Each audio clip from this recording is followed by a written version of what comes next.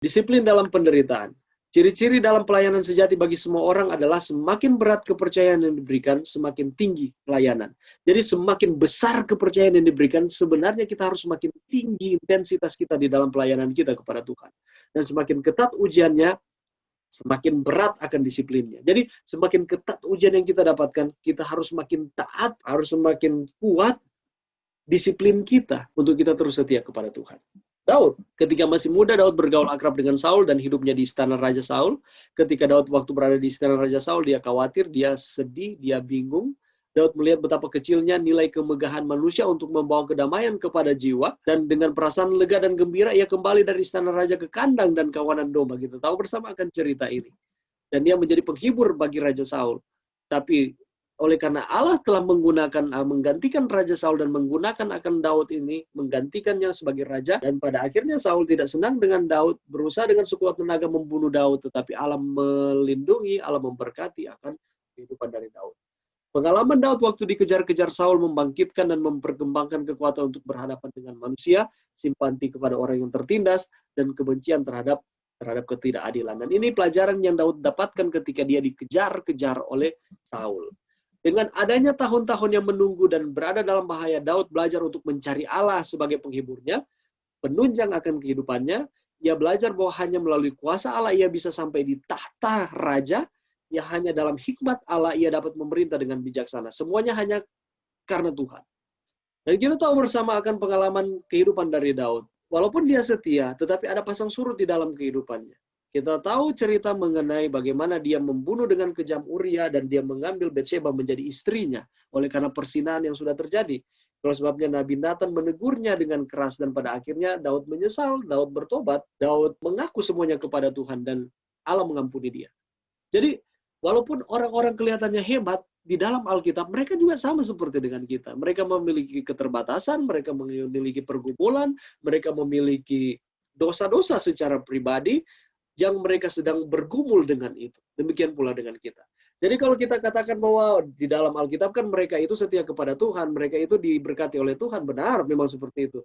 Tetapi mereka juga mengalami pergumulan yang bahkan jauh lebih besar di dalam kehidupan mereka, di dalam pergumulan mereka dibandingkan dengan kita, manusia yang ada pada saat ini.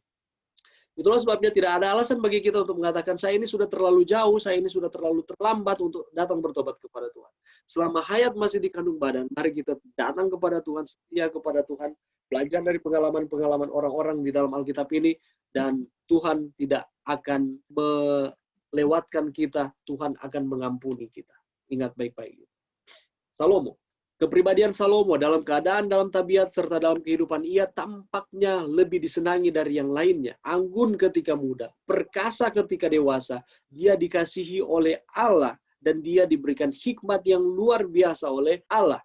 Salomo tampil dalam suatu pemerintahan yang memberikan harapan tinggi, berikan kemakmuran di dalam kerajaan bangsa Israel. Dia terhormat, dia disegani oleh bangsa-bangsa yang lain. Kita tahu bersama akan cerita, dan kekuasaannya wah luar biasa, kekayaannya begitu berlimpah oleh karena berkat yang Tuhan berikan atas hikmat yang dia minta kepada Tuhan.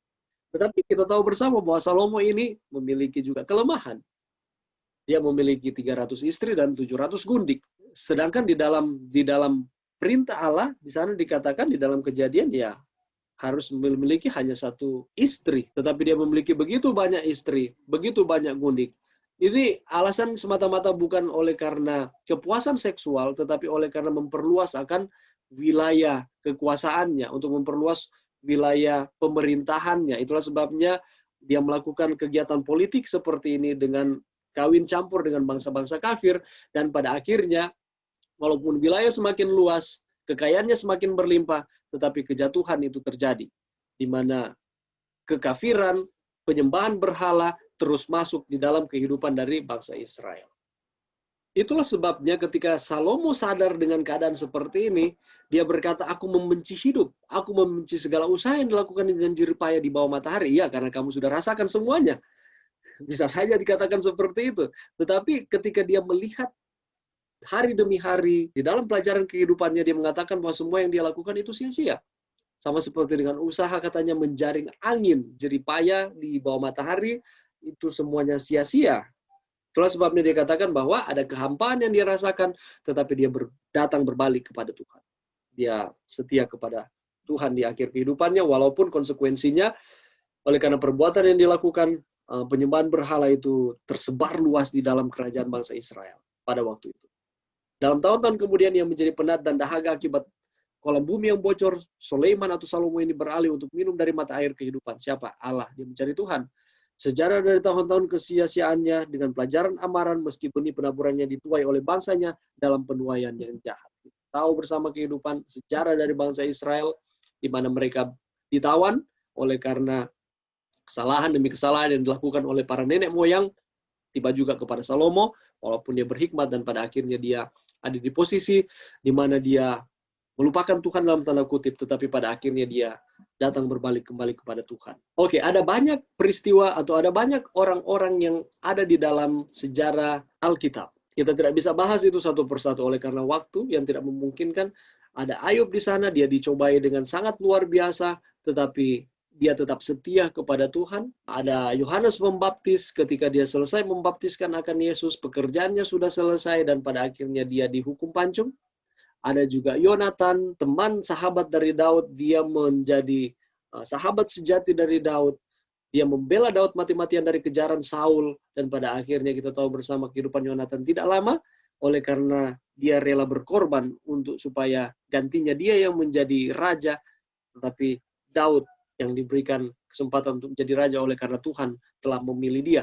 Dan ada banyak lagi, sama seperti dengan Paulus katakan, sebab aku Paulus akan kekurangan waktu apabila aku hendak menceritakan tentang pahlawan-pahlawan iman, Gideon, Barak, Simpson, Yefta, Samuel, dan para nabi yang lain. Ibrani 11 ayat 32-40.